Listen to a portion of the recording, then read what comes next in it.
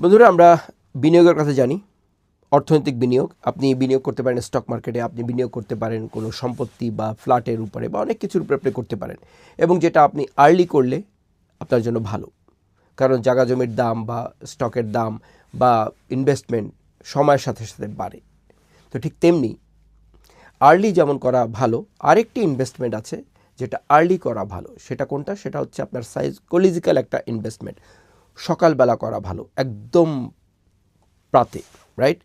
সকালবেলা উঠে আপনি কি করবেন? সারা দিনের প্ল্যানটা আপনি করে ফেলবেন। ছোটোবেলাতে আমাদেরকে উঠিয়ে দেওয়া হতো যে এখন ব্রেনটা ফ্রেশ থাকে। আসলে কথা সত্য। আপনি দেখবেন পৃথিবীর সকল ধনী মানুষরা সকালটাকে কিন্তু তারা ওন করেন। এটা আপনাকে করতে হবে। সো ইনভেস্টমেন্ট দু ধরনের হওয়া চাই। ফিনান্সিয়াল আমরা ইজিলি বুঝি, money is very easy to count. কিন্তু আরেকটা হচ্ছে যে নিজের সাইকোলজিকে স্ট্রং করে সব কাজ আমাকে করতেই হবে, এই সময়ের মধ্যে নিজেকে বেঁধে দিন সময়, এবং সেটাকে আপনি আরও বেটার ওয়েতে করতে পারবেন ইন দ্য মর্নিং। কেন পারবেন? কারণ তখন ব্রেনের যে স্তরটা, আমরা সাধারণ ভাষায় বলি ফ্রেশ, কিন্তু যারা সায়েন্টিস্ট তারা বের করেছেন যে তখন এমন একটা পর্যায়ে ব্রেন থাকে যে কুছ ভি কর সাকতা হ্যায়, মানে আমি যা কিছু করে ফেলবো, এমন একটা ডাইহার্ড মেন্টালিটির মধ্যে চলে আসে। আপনার পাওয়ার একদম সুপ্রিম স্টেজে থাকে।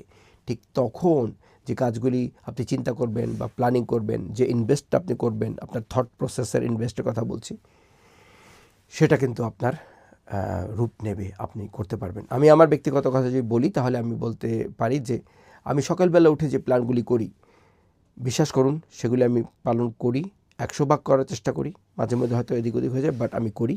আর করতে না পারলে আমার রাতেরবেলা ঠিকভাবে ঘুমও আসে না, যে আজকে আই এম আনডান, আজকে করা হয়নি। সো পরবর্তী দিনে সেটাকে মেকআপ করে নিতে হয় বা পরবর্তী সময়। বাট এই জিনিসটা কিন্তু অত্যন্ত গুরুত্বপূর্ণ যে you take some time and invest in on yourself. নিজের উপরে ইনভেস্ট করুন এই সময়টা, এবং কখন? একদম সকালবেলা, রাইট? কারণ তখন ব্রেনটা একদম ফ্রেশ থাকে। ঠিক তেমনি যেমন আপনি ইনভেস্টমেন্ট করবেন একদম জীবনের সকালবেলা যদি বলি। ধন্যবাদ।